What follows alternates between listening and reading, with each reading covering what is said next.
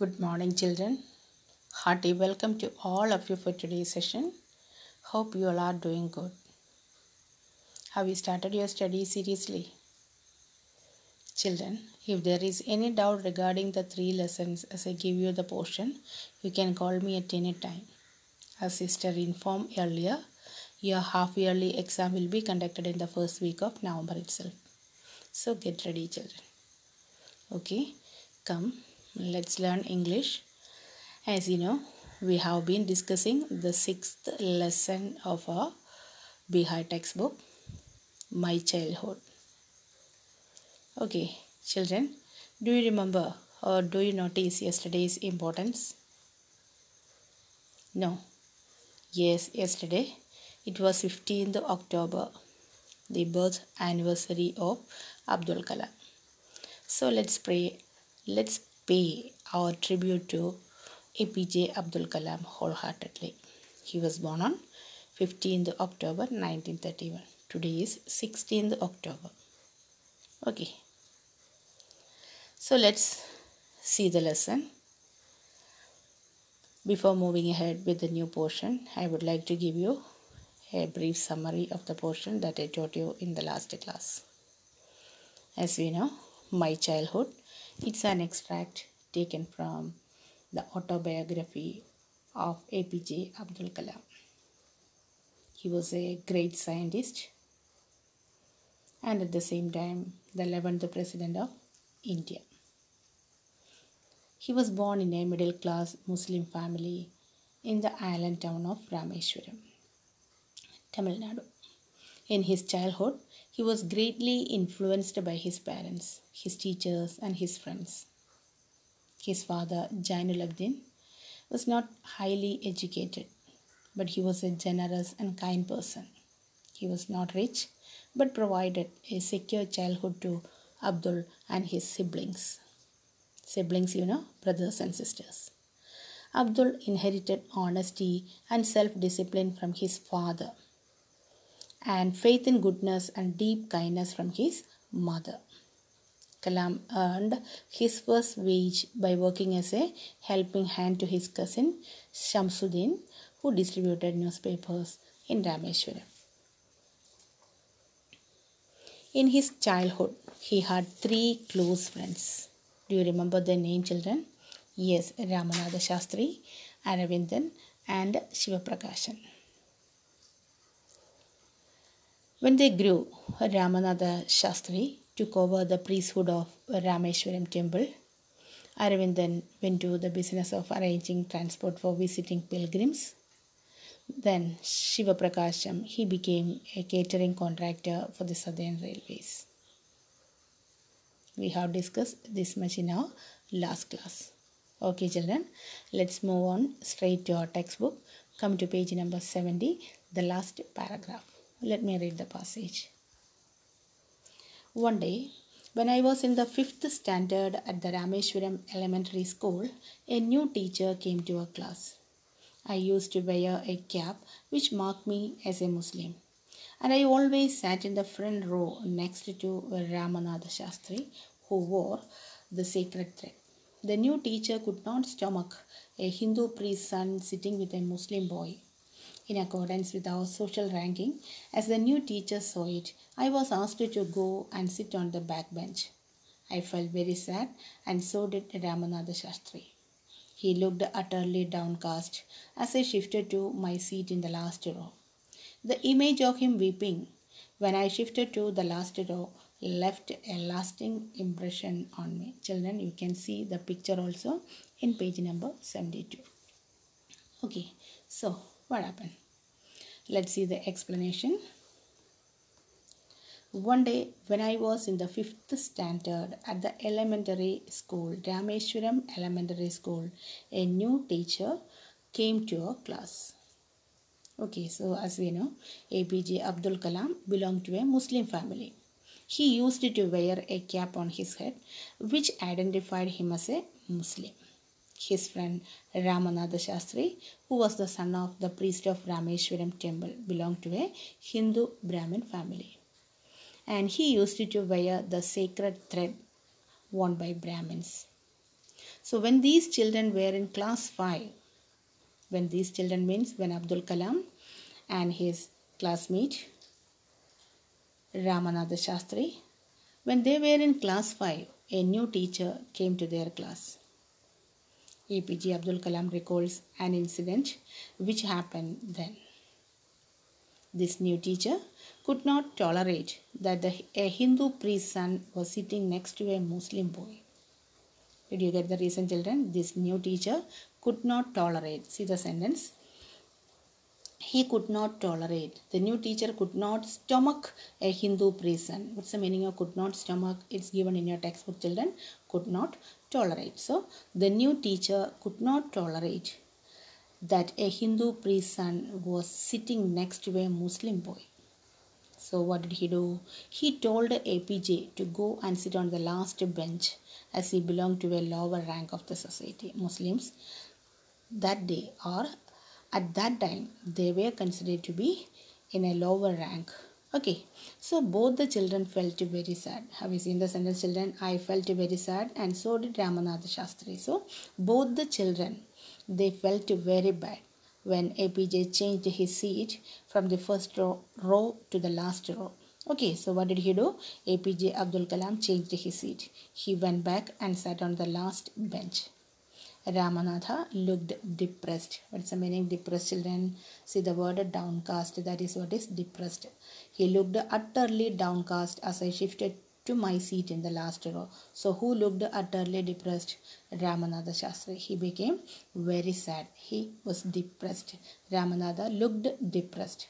APJ still remembers the image of her friend Ramanatha crying. See the sentence. The image of him weeping. What do you mean by weeping? Weeping means crying. The image of him weeping when I shifted to the last row left a lasting impression on me. So what's the meaning of that sentence, children? Yes, APJ Abdul Kalam still remembers the image of his friend Ramanatha Shastri crying. It left a lifelong impression on him, or it left a lifelong impression on Kalam, or his friends' feelings for him. Hope you understood that paragraph, children. Once again, I'll read it for you. One day, when I was in the 5th standard at the Rameshwaram Elementary School, a new teacher came to our class. I used to wear a cap which marked me as a Muslim.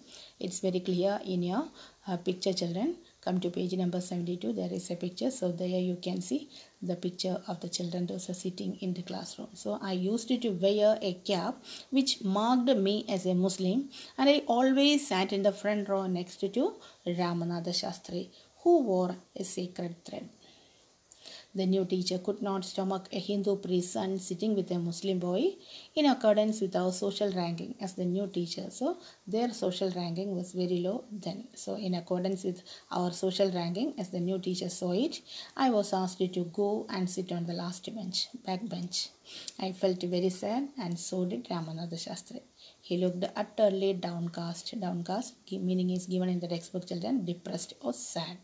So he looked utterly downcast as I shifted to my seat in the last row.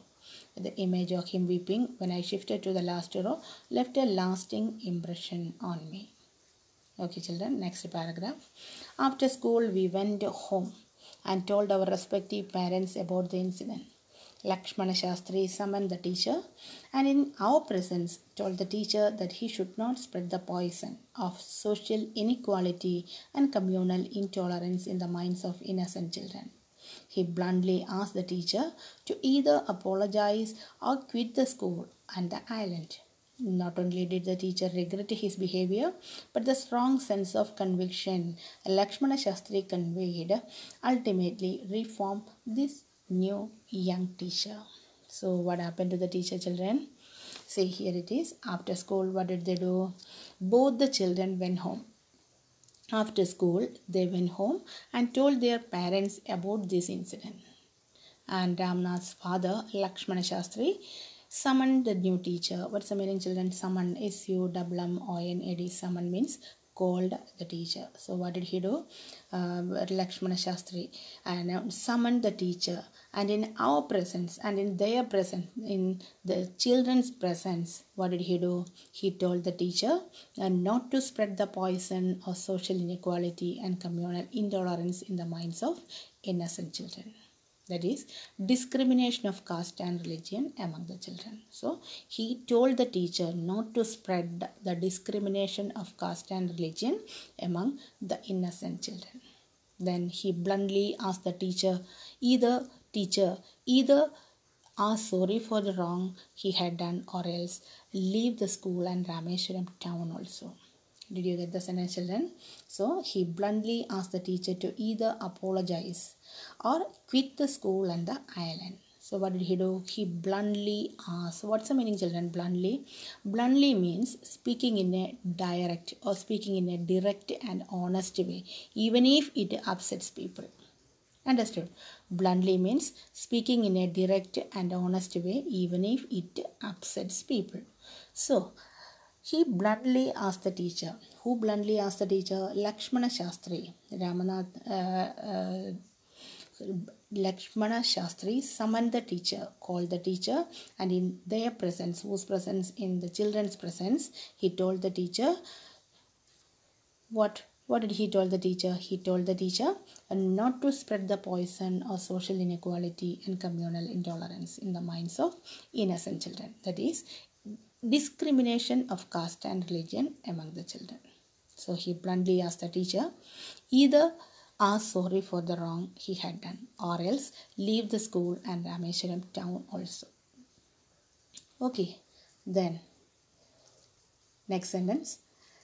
Not only did the teacher regret his behavior, but the strong sense of conviction Lakshmana Shastri conveyed ultimately reformed this young teacher. So what happened to the teacher, children? At last the teacher asked sorry for the mistake he had done, and due to Lakshmana Shastri's determination, or due to Lakshmana Shastri's thoughts about religion and caste, the teacher has changed, or the teacher has ultimately reformed his behavior. Okay, see the sentence, children. See the word conviction. Conviction means a strong opinion or belief. Whose strong opinion and belief, children?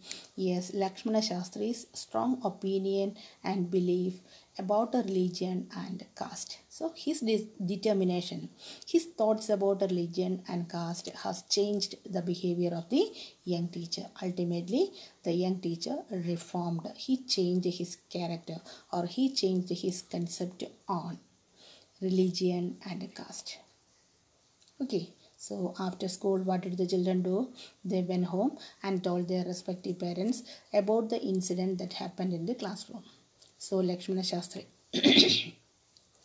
Lakshmana Shastri, who is Lakshmana Shastri? Lakshmana Shastri, a priest of Rameshwaram temple, isn't it? Yes, Lakshmana Shastri is the high priest of the Rameshwaram temple. That is what is Ramanatha Shastri's father. So Lakshmana Shastri summoned the teacher, called the teacher, and in the presence of the children, he told the teacher not to spread the poison of social inequality and communal intolerance in the minds of young children, or in the minds of innocent children. Then he bluntly asked, he directly asked the teacher to apologize, to either apologize or quit the school and the island. So what happened to the teacher, children? Yes, the teacher reformed. The teacher has changed his character. So the strong sense of conviction that Lakshmana Shastri conveyed, or the strong sense of belief, or the strong opinion of Lakshmana Shastri conveyed, and it conveyed the ultimately reformed this young teacher. So the young teacher, he became a totally changed. The teacher asked sorry for the mistake he had done, and due to Lakshmana Shastri's determination, or due to Lakshmana Shastri's conviction, his thoughts about the religion and caste has changed, and he became a good person, and at the same time a good teacher too. Okay.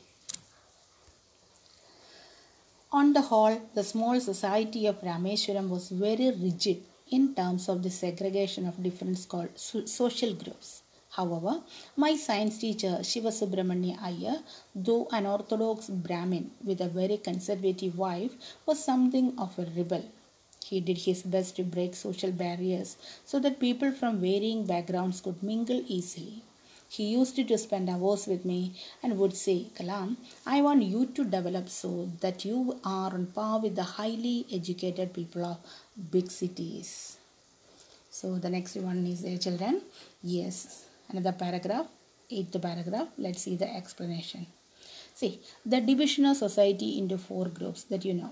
The division of society into 4 groups, Brahmins, Kshatriyas, Vaishyas and Shudras, was strictly followed in Rameshwaram. See the first one, children, on the whole, as a whole, the small society of Rameshwaram was very rigid. What do you mean by rigid? Very strict in terms of the segregation or in terms of the separation of different social groups. So, the division of society into 4 groups, which are the children Brahmins, Kshatriyas, Vaishyas and Shudras. It was strictly followed in Rameshwaram. Okay.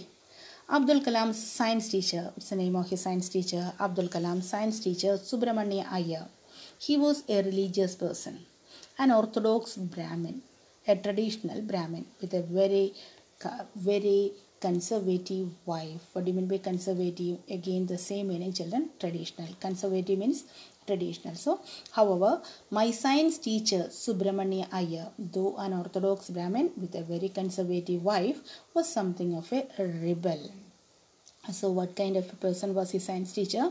Abdul Kalam's science teacher Subramania Iyer was a very religious person, an orthodox Brahmin with a very traditional wife. But he was a rebellious type of person. He was a rebellious type of person. What's the reason, children? Because he did not believe in distinction or separation on the basis of caste system. Understood? He did not believe in distinction or he did not believe in separation. See, the word segregation means separation. He did not believe in the separation of people on the basis of their caste system. So he worked hard to break these social barriers. He worked hard. See the children. He did his best to break social barriers so that people from various or varying backgrounds or different backgrounds could mingle easily. Okay, so what did he do, children? He tried his level best or he worked hard to break these social barriers. He wanted that people of different castes should interact with each other, should mingle each other. So he wanted that people of different castes means Brahmin, Kshatriyas, Vaishyas and Shudras. So people of different castes should interact with each other. So he encouraged Abdul Kalam and said, what did he say, children? Yes, he encouraged Abdul Kalam. See, he used to spend hours with me. Who used to spend hours with me? Abdul Kalam and his science teacher. They spend hours. He used to spend there. His science teacher, Subramania Iyer, spend hours. He used to spend hours with Abdul Kalam and he would say, Kalam, I want you to develop so that you are on par with the highly educated people of the city. So what did he do, children? He encouraged him. Who encouraged him? Yes, his science teacher encouraged him to work hard so that he could be at the same level as the highly educated people who lived in big cities. Did you get the sentence, children? I want you to develop so that you are on par with. What's the meaning of on par with? At the same level. On par with means at the same level. Some new words are there in that paragraph, children. Once again, I'll give you. Rigid means strict. Segregation, separation. Then conservative, I told you what kind of a wife was Subramania Iyer's wife was a very conservative wife. She was a traditional wife. Then what about the last word? On par with. On par with means at the same level. So he used to spend hours with me. Subramania Iyer spend hours with Abdul Kalam and he would advise him by saying like this, Kalam, I want you to develop so that you are on par with the highly educated people of the big city. So what did he do, children? He encouraged him to work hard so that he could be at the same level. Understood? On par with means at the same level. So he could be at the same level as the highly educated people who lived in big cities. Understood?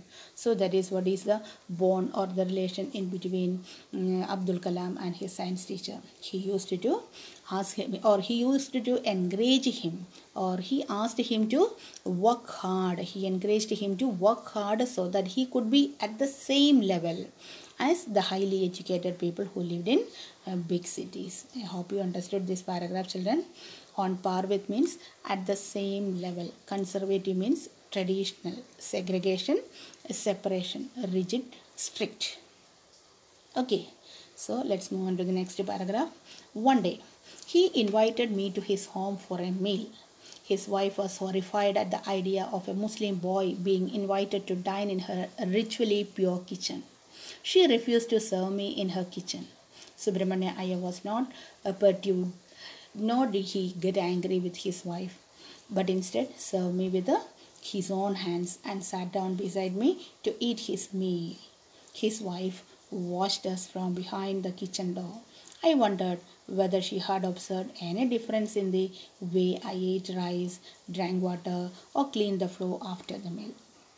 When I was leaving his house, Shiva Subramania Iyer invited me to join him for dinner again the next weekend. Observing my hesitation, he told me not to get upset, saying, "Once you decide to change the system, such problems have to be confronted." When I visited his house the next week, Shiva Subramania Iyer's wife took me inside her kitchen and served me food with her own hands. Have you seen the change, children? Okay, so let's see the explanation. One day, he invited me to his home for a meal. One day, Subramania Iyer invited Kalam for a dinner at his home. His wife was not at all pleased with the idea of feeding a Muslim boy in her ritually pure kitchen. What's the reason, children? His wife, Subramania Iyer's wife, as I told you earlier, she was a conservative wife. She was a traditional one. His wife, she was not at all pleased with the idea of feeding a Muslim boy in her ritually pure kitchen. P-U-R-A, ritually pure kitchen. What's it, children? Yes, as she belonged to a traditional and orthodox family, she followed the religious rituals very strictly and kept the kitchen pure. By how, children? She kept the kitchen pure by not allowing anyone from an inferior religion, or we can say no one from an inferior religion was not allowed to enter the kitchen. Did you understand how she kept the kitchen ritually pure? See, once again, children, I'll give you the explanation.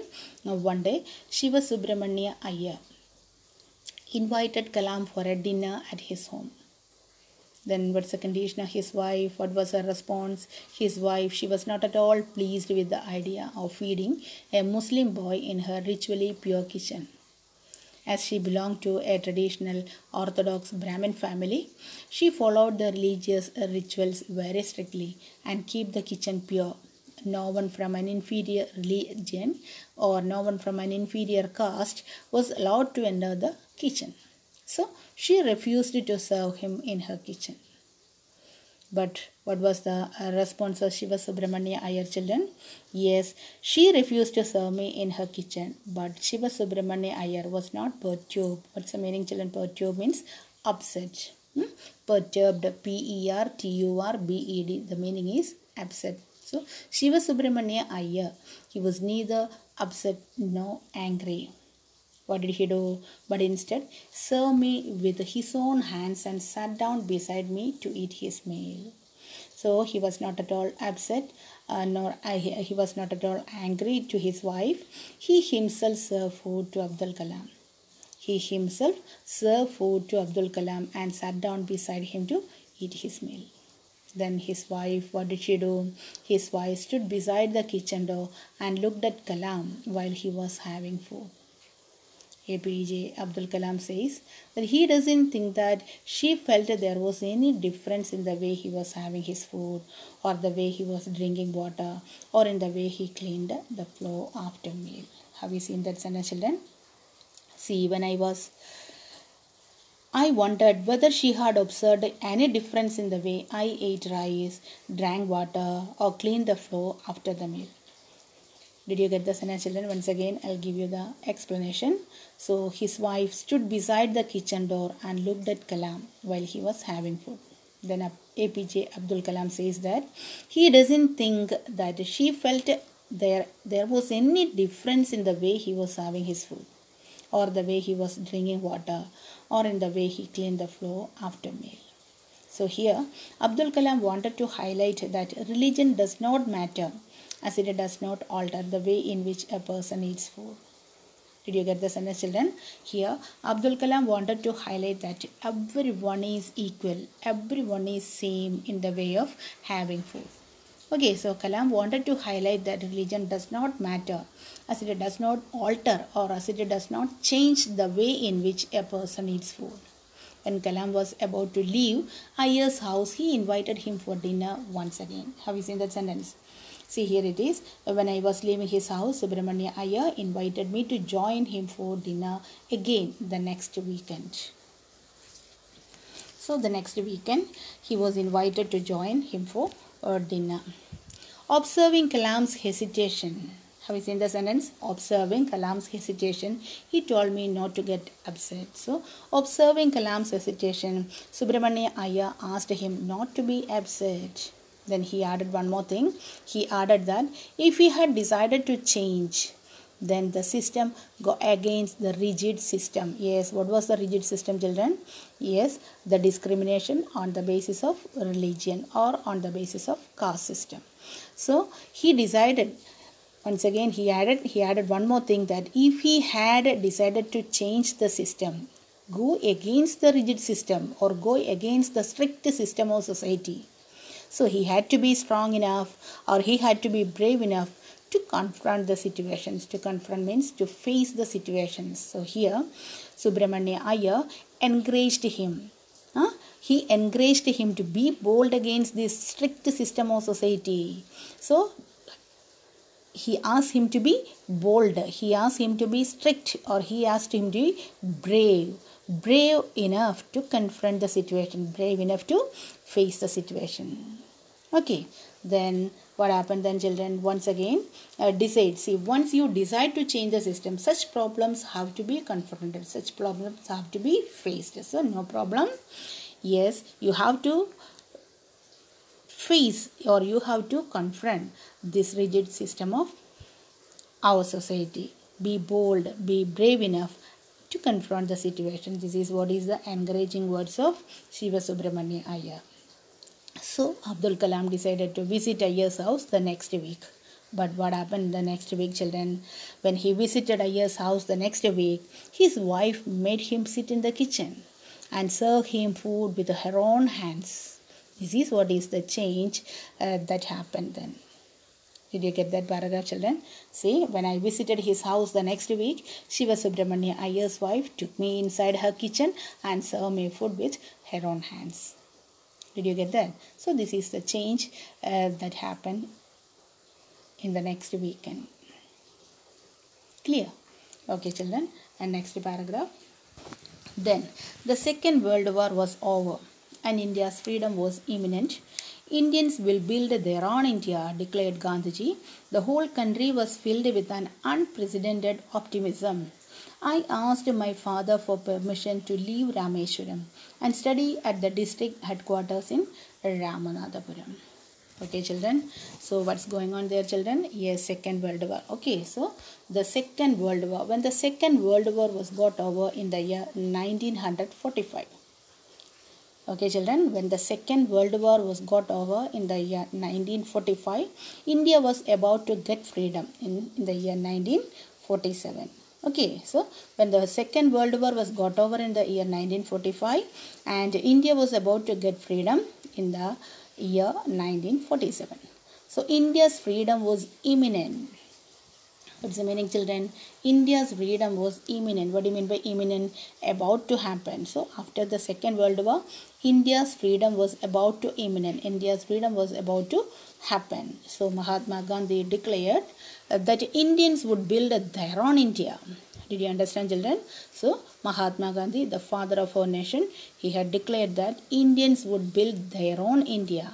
So the entire country was filled with hope and happiness. The whole country was experiencing such a feeling which they had never felt before. See the word, children. Here it is. I'll read you. The whole country was filled with an unprecedented optimism. See, unprecedented means unparalleled or new. Then what's the meaning of that sentence, children? Yes, all the Indians, the entire country was filled with hope and happiness. The whole country was experiencing such a feeling which had never felt before. That is what is unprecedented optimism. Optimism, hope. Okay, so once again I'll give you the meaning. The whole country was filled with the unprecedented optimism. The entire country was filled with the hope and happiness. The whole country was experiencing such a feeling which they had never felt before. Okay, so I asked my father for permission to leave Rameshwaram and study at the district headquarters in Ramanathapuram. So everyone was in a hope that they would get their freedom soon, or they would soon get their freedom. So by that time, APJ Abdul Kalam asked his father to allow him to go to Ramanathapuram, which was the district headquarters for higher studies. Did you get that sentence, children? Yes, APJ Abdul Kalam asked his father to allow him, or he asked for permission to go to Ramanathapuram, which was the district headquarters for higher studies. Did you get the last sentence? I asked my father for permission to leave Rameshwaram and study at the district headquarters in Ramanathapuram. Did you get the permission, children? Let's see. See, here is the last paragraph of our lesson, children. So in reply, his father, Abdul Kalam's father, Jainul-Abdin, told him that he knew that APJ needed to go away so that he could move ahead in life. So he gave an example of a seagull. He gave the example of a seagull. See, here is the picture of seagull, children. Seagull is a kind of bird. So what's the speciality of seagull, children? Yes, seagull, it flies away in the sky all alone. Seagull flies away in the sky all alone and does not have a nest at all. It means it does not have a home of its own, as it keeps on flying from one place to another. So did you get the sentence, children? So in reply, his father, Abdul Kalam's father, Jainul-Abdin, told him that he knew that APJ needed to go away so that he could move ahead in life. Okay, so he gave an example of a seagull. What's the speciality of seagull? It flies away in the sky all alone and does not have a nest at all. It means without a nest, it does not have a home of its own, yet it keeps on flying from one place to another to move ahead. Understood? So here he told me as if he thinking aloud, Abdul, I know you have to go away to grow. Does the seagull not fly across the sun alone and without a nest? He quoted Khalil Gibran's To My Hesitant Mother. Your children are not your children. They are the sons and daughters of life's longing for itself. They come through you, but not from you. You may give them your love, but not your thoughts, for they have their own thoughts. So what did he do, children? Yes, as I told you, in reply, Jainul-Abdin told him that he knew that APJ needed to go away. See the sentence? I know you have to go away to grow. What do you mean by that, children? Yes, APJ needed to go away so that he could move ahead in life. He could achieve success in his life. He could find new ways in his life. So he gave the example of a seagull. Do you remember the example of the seagull, children? As I told you earlier, seagull, as I told you, it's a kind of a bird which flies away in the sky all alone and does not have a nest. It means it does not have a home of its own, as it keeps on flying from one place to another. So just like a seagull, he asked him to fly. He asked him to go away, to move ahead, or to achieve great success in his life. So wholeheartedly, Jainul-Abdin wholeheartedly gave permission to his son. Then what about the condition of his mother? Let's see, children. See, children, here is the picture of the great personality. As I told you, see, he quoted Khalil Gibran's To My Hesitant Mother. So who is that person, children? Who is that person? See, here is the picture of a person, Khalil Gibran. So when APJ's mother came to know that he was about to leave home and wanted to go to Ramanathapuram for higher studies, she got upset. So what's the condition of APJ Abdul Kalam's mother, children?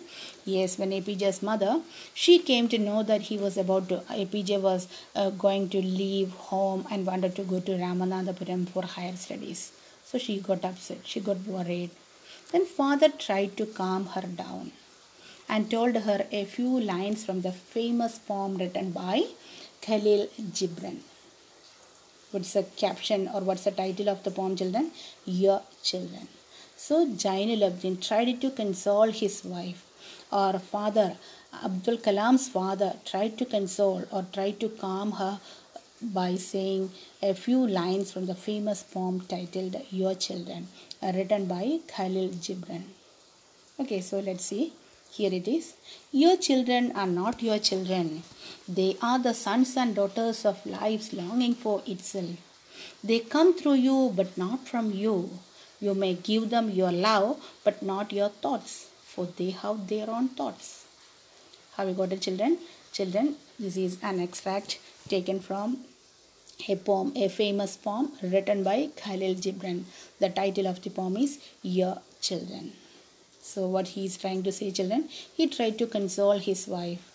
Okay, so he said, your children are not your children. They are the children of life.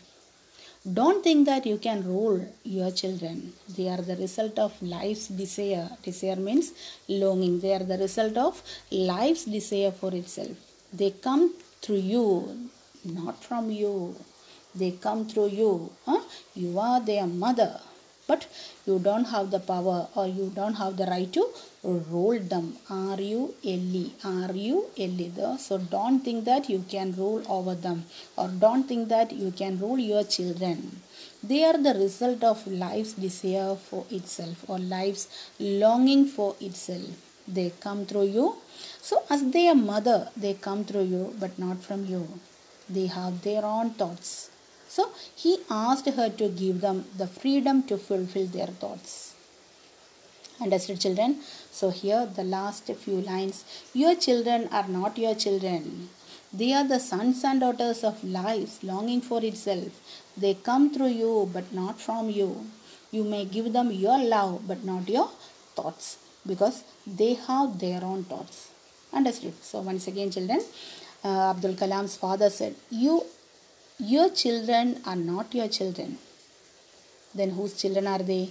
They are the children of life. So don't think that you can rule your children. They are the result of a life's desire or they are the result of life's longing for itself.